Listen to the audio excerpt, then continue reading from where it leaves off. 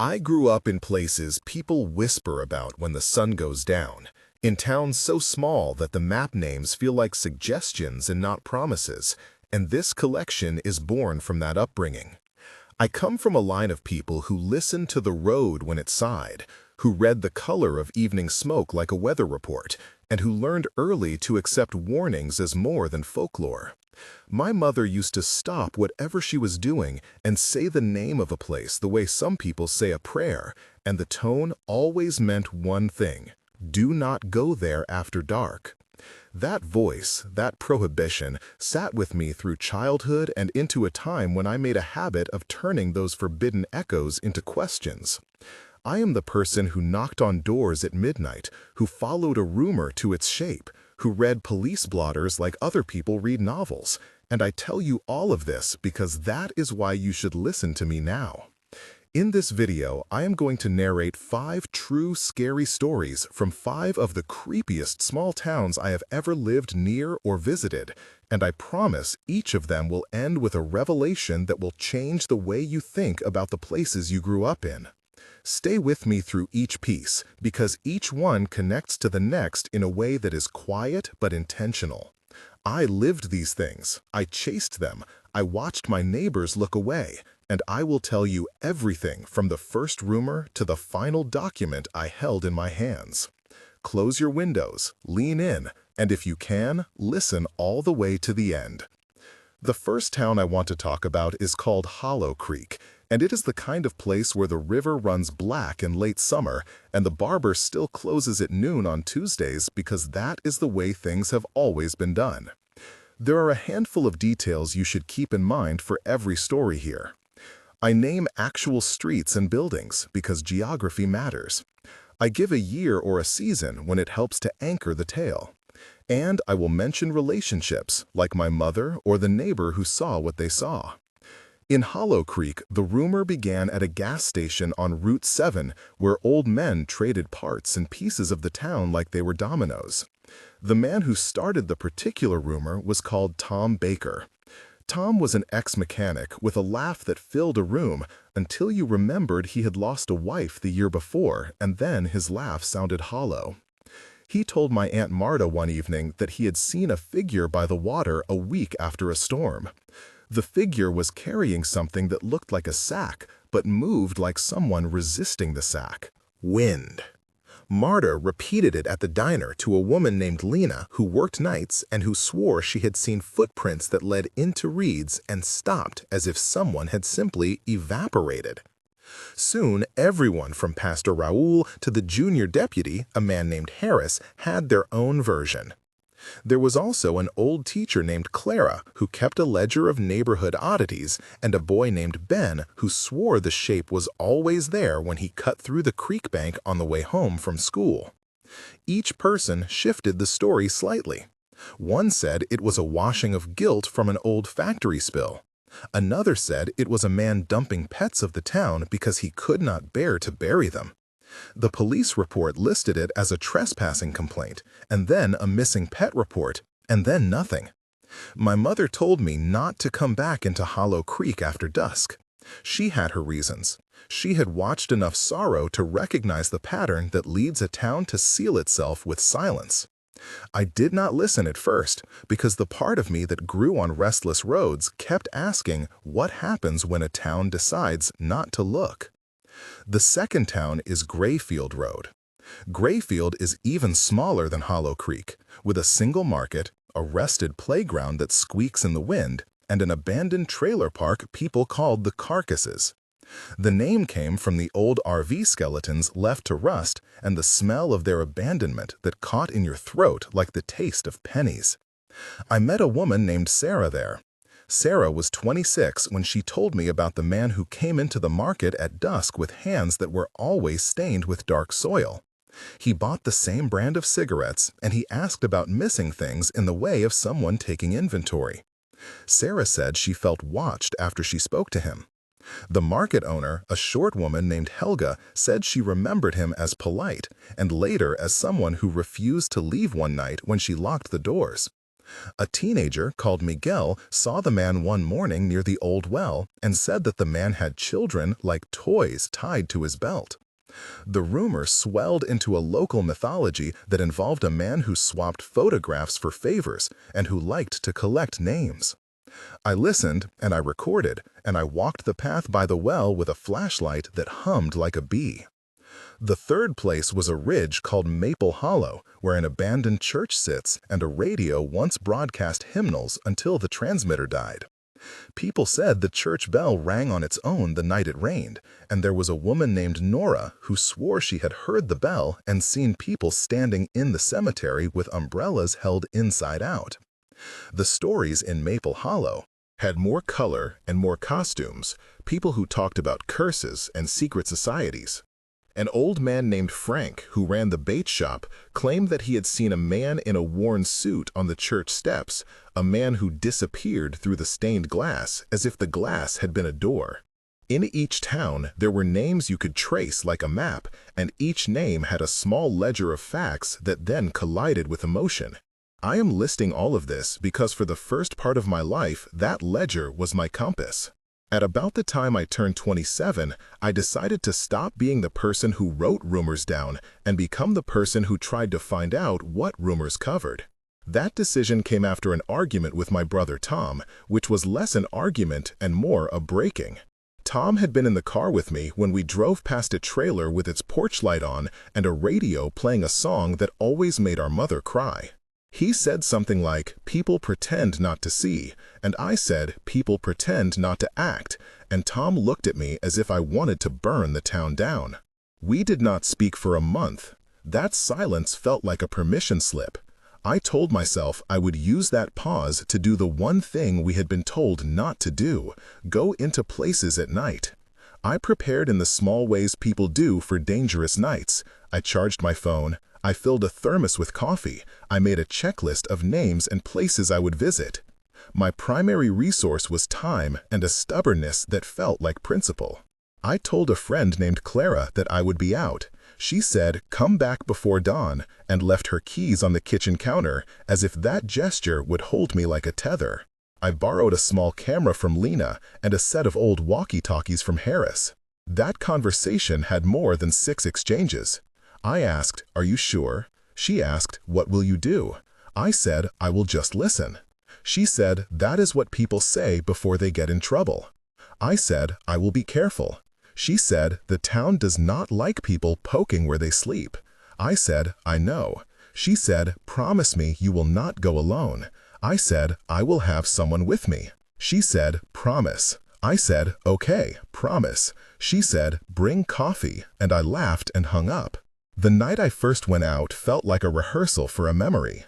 I pulled onto the road with the thermos in the cup holder and the camera on the passenger seat. The dashboard light painted my face the color of an old photograph.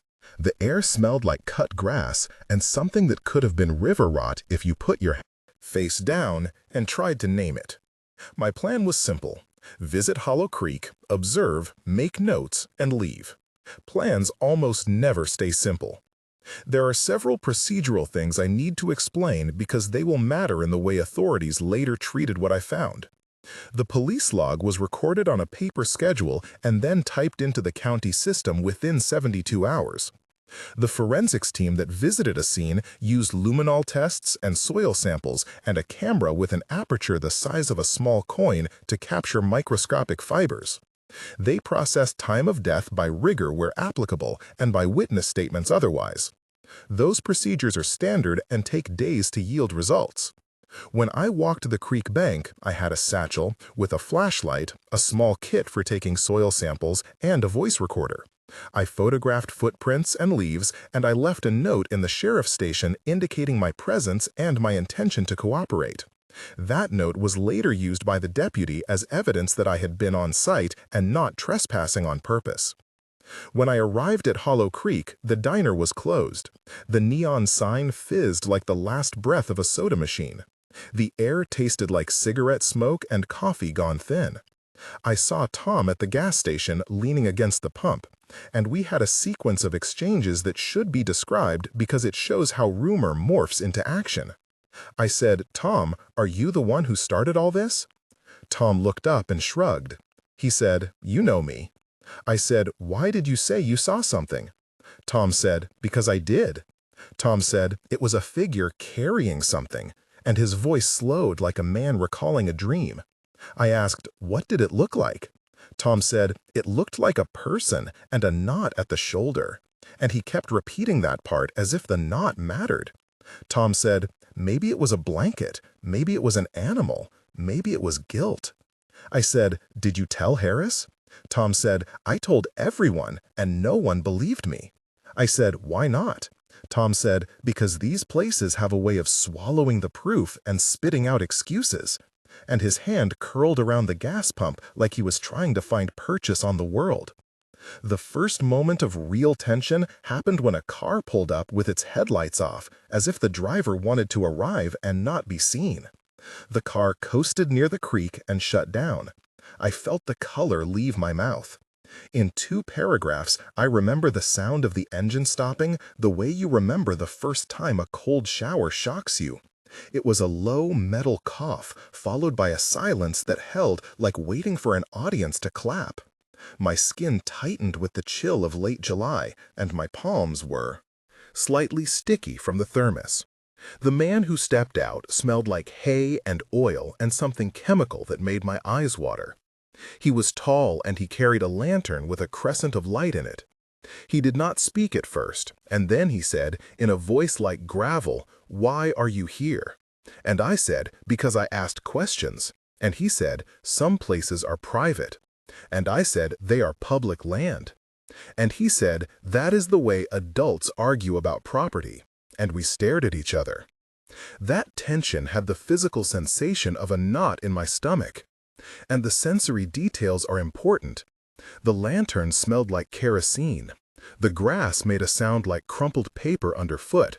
And the creek smelled of old decay and cold stones. The man introduced himself as Daniel. Daniel carried a name, and the town carried reasons.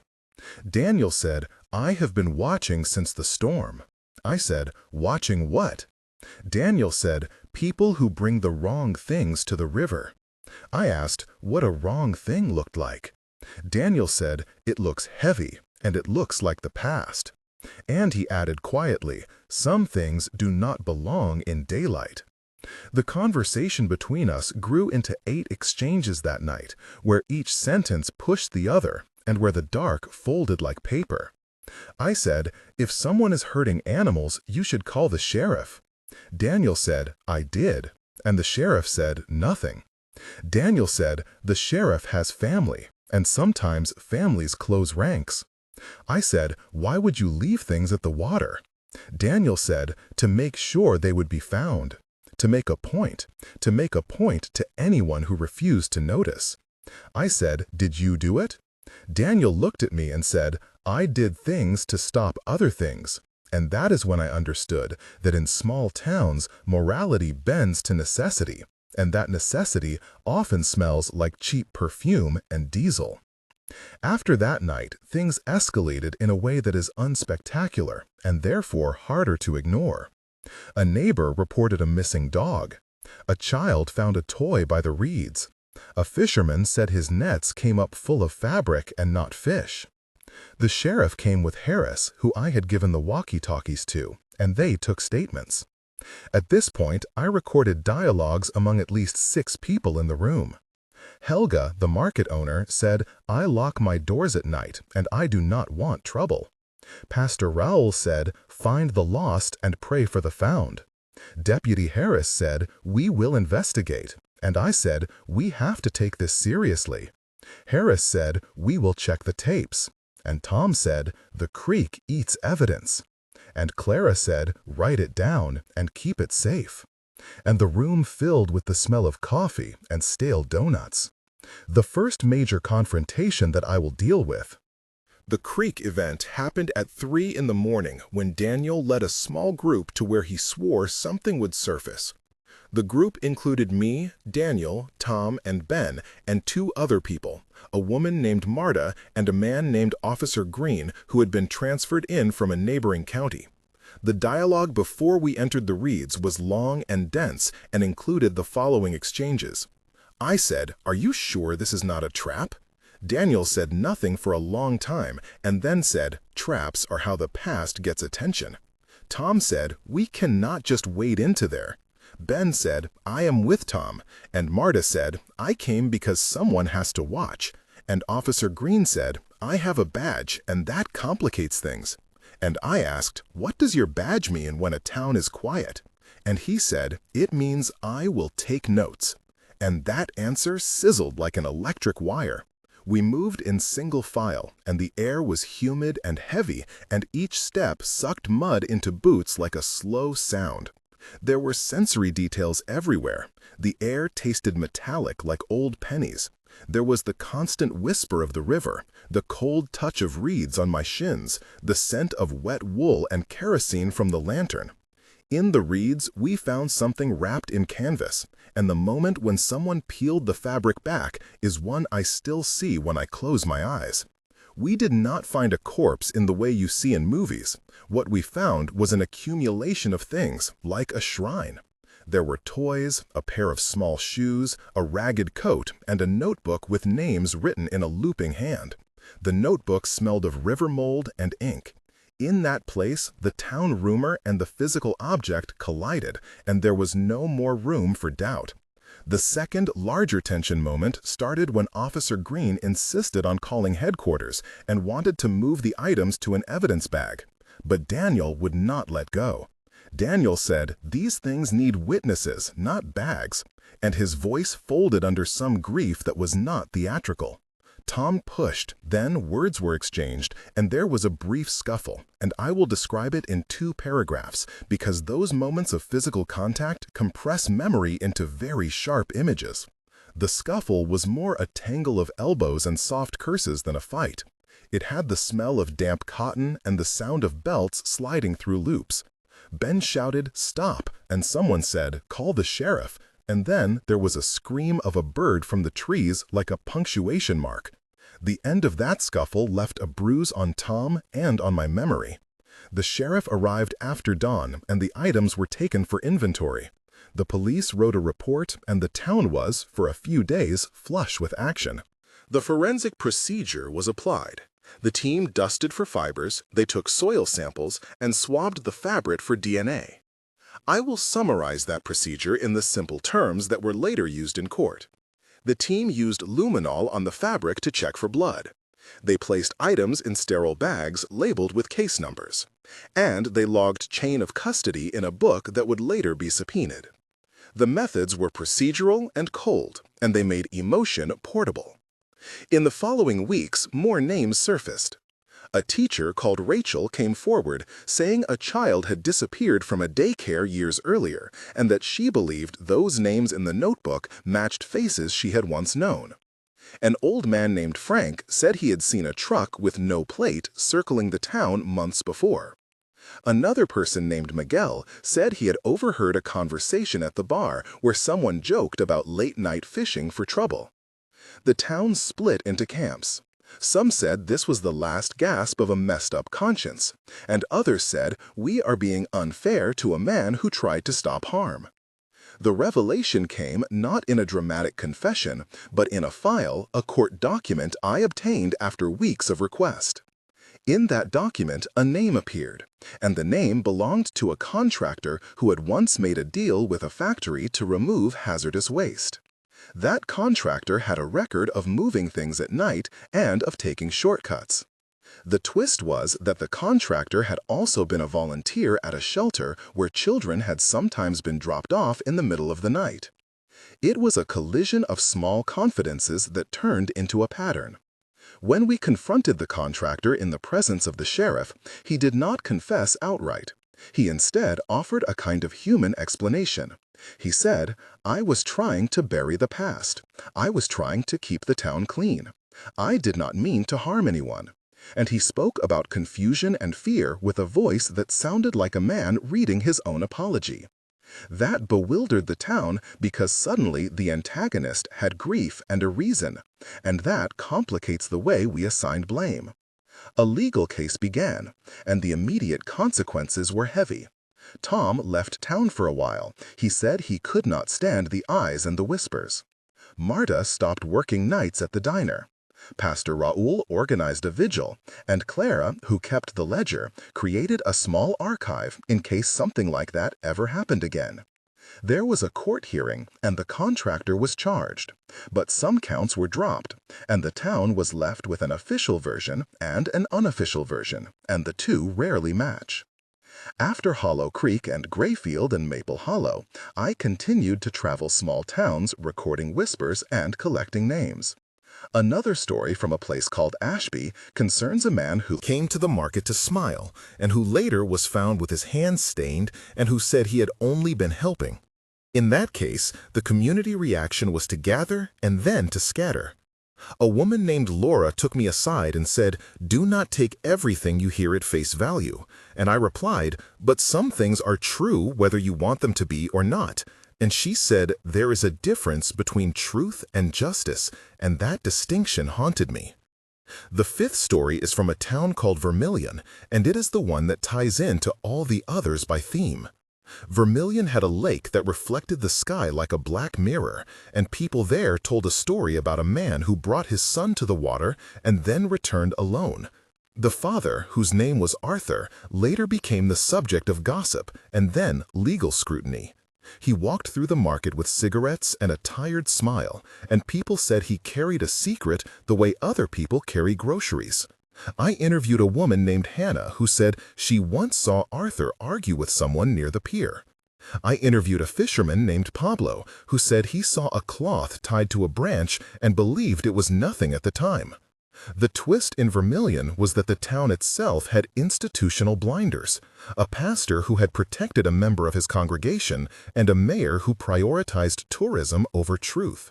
When that pattern is repeated across different towns, you begin to see that the real antagonist is often a culture of silence. The consequences for me were immediate. My family began to watch me at night. My brother Tom stopped answering calls. Someone keyed my car and wrote a phrase on the back window that made the hair on my arms stand up. I received threatening messages that were nasty but not detailed, which is usually a sign people are trying to frighten you rather than to plan a crime. The rupture widened the space between me and the people I loved. My mother told me on the phone, "Do not go back," and her voice had the tired quality of someone who has loved someone into danger. I had moments of fear. I had nights where I thought about leaving all of it behind and moving to a city where no one would know any of these names. Two tension moments after the trials of Hollow Creek hit me hard.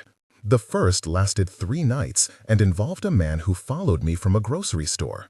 I went inside and felt watched. I made up a story about needing a bag that lasted until the man stepped outside and flicked a cigarette in my direction. I confronted him at the curb, and the following exchange occurred. It had more than 6 turns. I said, "Do you need something?" He said, "I am just walking by."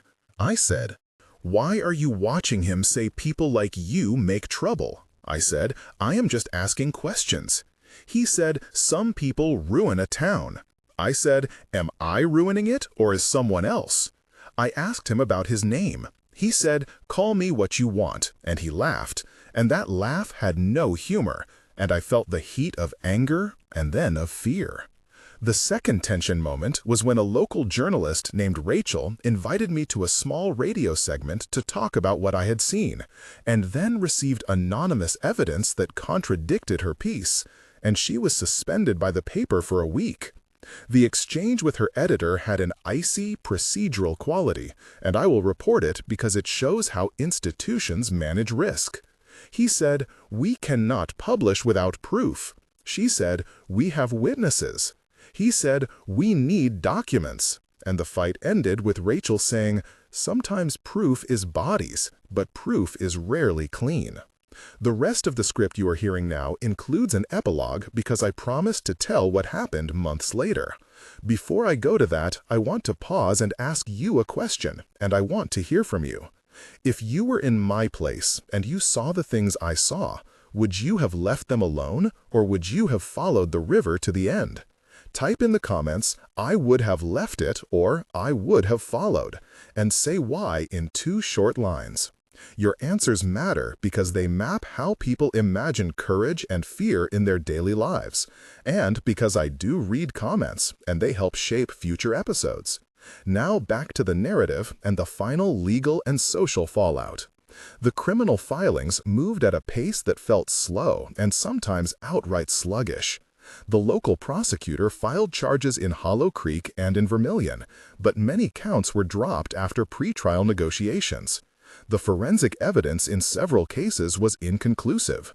Mold and water and time degrade DNA and fibers, and the legal standard is high, beyond reasonable doubt. And so some cases collapsed into pleas for probation or simple fines. The procedural description here is brief. The prosecutor files an indictment, the defense files motions to suppress certain evidence, experts give testimony, and juries are instructed on reasonable doubt. That process takes months and often leaves families feeling both vindicated and hollow. 1 month after the original Creek event, a small vigil took place at Hollow Creek. It was organized by Clara and Pastor Raul and attended by about 50 people. The night smelled of damp wood and coffee, and the town brought candles and names. People spoke in order, and the town was quieter but more attentive. A local news crew from the county showed up and asked questions, and several people refused to speak on camera. There were speeches and tears, and someone played a guitar badly, but the police announced that they had logged new tips and that they would follow them.